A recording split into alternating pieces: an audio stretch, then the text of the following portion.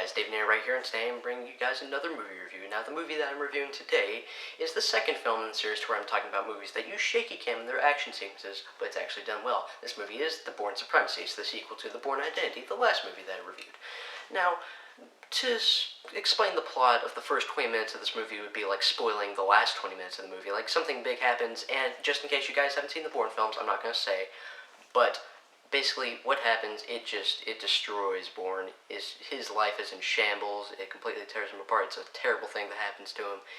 And he decides he wants revenge. He warned the people that, were messing up his life in the first movie, if you don't leave me alone, I'm going to bring this fight right to your doorstep. I'm paraphrasing the line. It was much better when Matt Damon delivered it in Bourne Identity. The point is, Matt Damon is like, okay, this guy's going down. He's been hiding for 2 years. He thought it was fine, but nope.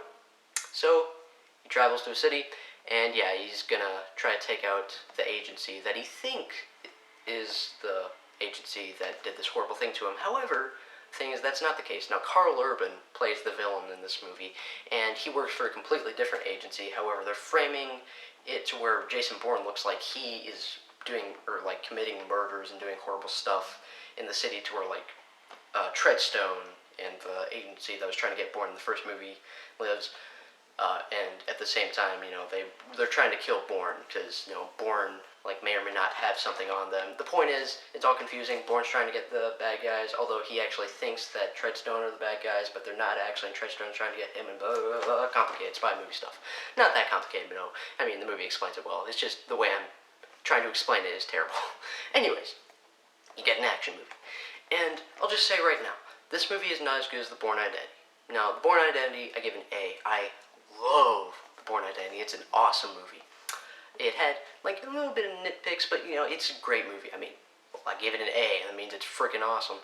Anyway, so yeah, this movie is just not as good. Now, when I first saw it, shortly after I originally saw The Bourne Identity, I kind of hated it. It was really boring to me. I was like, there's not nearly enough action, but I was 6 years old. I've matured a little bit more in the, pretty much decade or so since I was 6, and, well, I do like this movie. It's a good movie.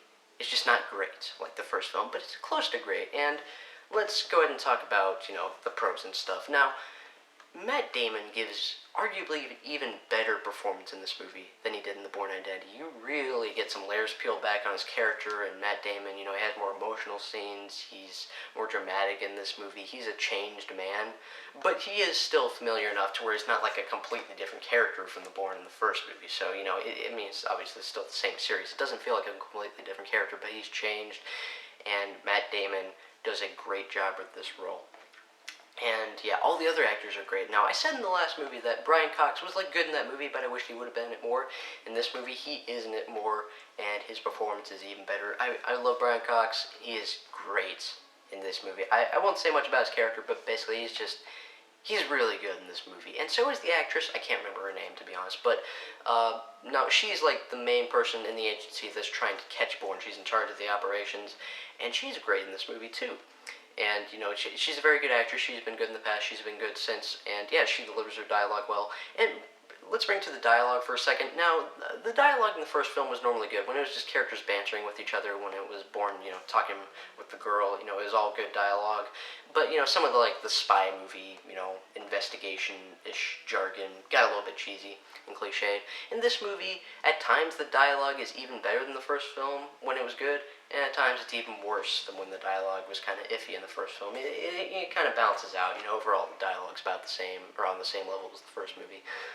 And yeah, and this movie is still fast-paced. It doesn't have as much action as, I'd actually say it has about, half or possibly slightly less. No, it's not. It's half as much action as the first movie. The first movie is just more exciting. It's almost a non-stop action thriller. There's a bunch of action. And even with the last two action sequences of the first film, technically they're kind of low-key, it's just one-on-one or one-on-three people, and they don't last particularly long. They're still really intense, they're still fast, they're still really sleekly directed, and, they're awesome. This movie, when there is action, it's still good, though not as good as the first movie.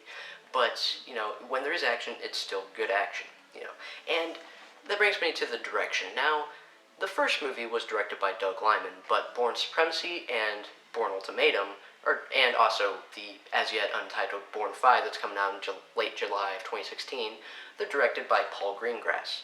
Now, Paul Greengrass hasn't directed very many movies, but pretty much all the movies he's directed have been great. Captain Phillips, United 93, both great movies. Some of the best movies of their own respected years. And his style of cinematography makes sense for these Bourne films, because the first film, while it wasn't oversaturated with shaky cam, it was pretty much the first mainstream, spy movie, action adventure type movie to use shaky cam for some of the action sequences, and it was utilized well.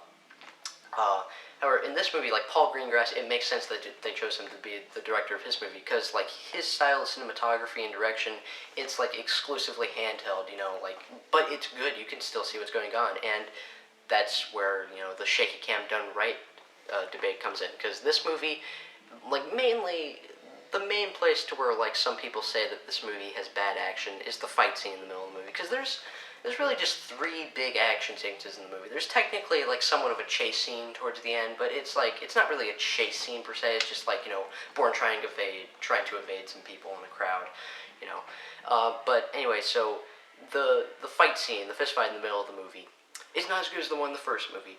However, it is more brutal than the one in the first movie, and that's helped by the shaky cam. This is shaky cam done right. It adds to the intensity, it adds to the realistic feel, and yes, it's shaky, like even shakier than the first film. This movie has more shaky cam than the first movie.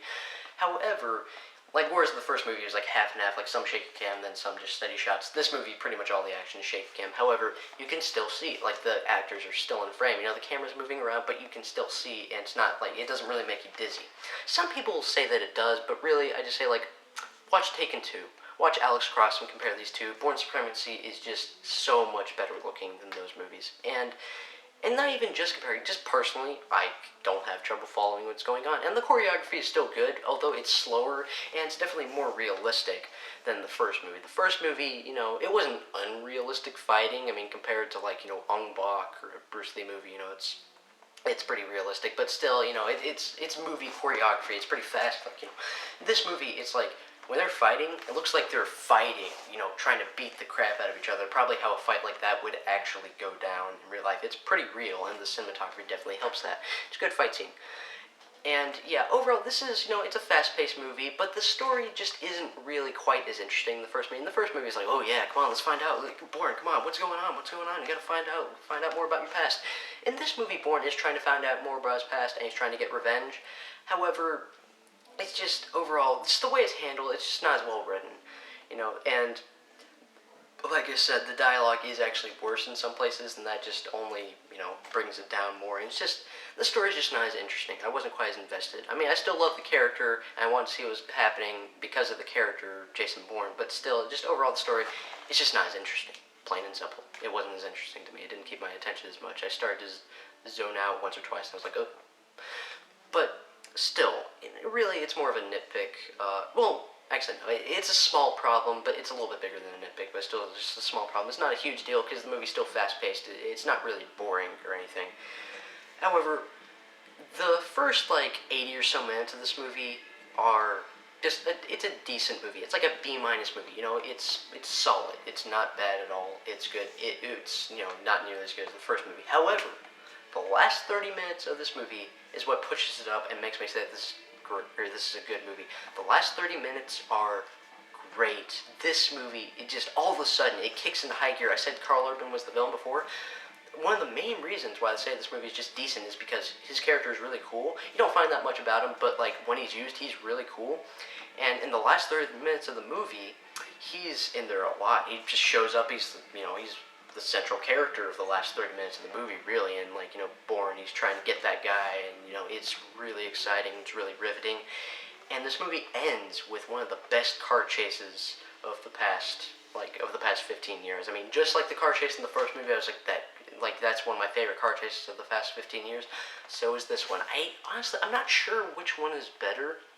The one in the first movie, it's filmed more steady, and the one in this movie, it's shaky cam, there's actual shaky cam used in this car chase. However, it's good shaky cam, and it adds to the intensity, and the car choreography in both is really good and advanced. In this movie, it may be a little bit more realistic comparatively than the first movie, but it's every bit as exciting. They're both great. I'd have to think about which one I find better, but overall, these Bourne movies have some of the best car chases possibly ever. In Bourne Supremacy, it ends with a great car chase and everything leading up to that, and the other 30 minutes of the movie, it's really exciting. It's more riveting. Just, Bourne's trying to get this guy's like, come on, get him. It's the riveting storytelling that I wanted to see in the first 8 minutes of the movie. And Karl Urban is like not even in the first 80 minutes. Like, he shows up in the first 20 minutes, and then like for 60 minutes, he's an hour, he's not in the movie. Like, at all. He's like 2 minutes of screen time in the middle of the movie. Terrible decision, honestly. That's a wasted character. He's just not in the movie enough. He's really good. I really like Karl Urban as an actor. He's great in this role. And yeah, it would have been really cool. And yeah, I mean, that's why I say the last 3 minutes are great. It's a lot more interesting, really getting into it. It's a lot more exciting. There's actual action happening, and this car chase is just great. And Karl Urban, he's just cool. Like, he's ruthless. Like, he's willing to shoot like Jason Bourne in the back without Jason Bourne ever knowing about it. Like, he's ruthless. He's bad, and you really want Bourne to take him down. You're like, come on, get him.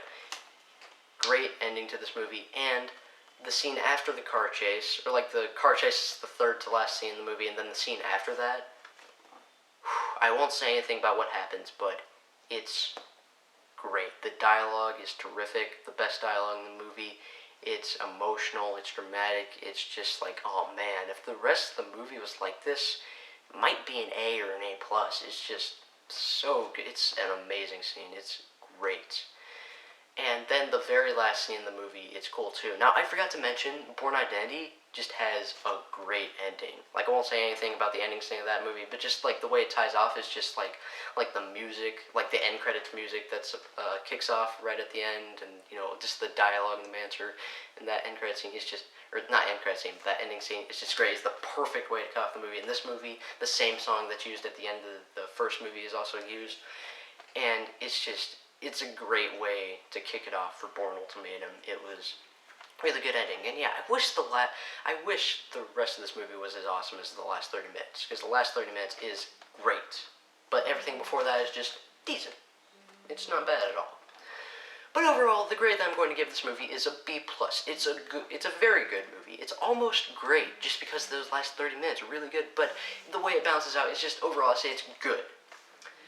You should definitely check it out. It's a solid movie. It's a good action movie, but maybe it could have used a little bit more action. The story's just not quite as interesting. The dialogue's even more iffy than the first film at times, but it is better at times, mainly because of the second to last scene in the movie. And you do get to delve into Jason Bourne's character more. You find out a little bit more about his past, although they could have done a little bit more stuff when you find out more about his past as well. It could have been handled better. It could have been more dynamic. It just could have been better. But it's still a good movie. It's not a bad follow-up to the first film. It's just not as good as the first film. But yeah, as for the gore rating, I get, same as the first movie, I guess 2 out of 7, little blood. Actually, there's pretty much no blood. No, I give it a 1 out of 7 and no blood. But anyway, guys, I hope you enjoyed this video. If you liked it, please rate and comment and subscribe. And if you want to, you can also share. Goodbye.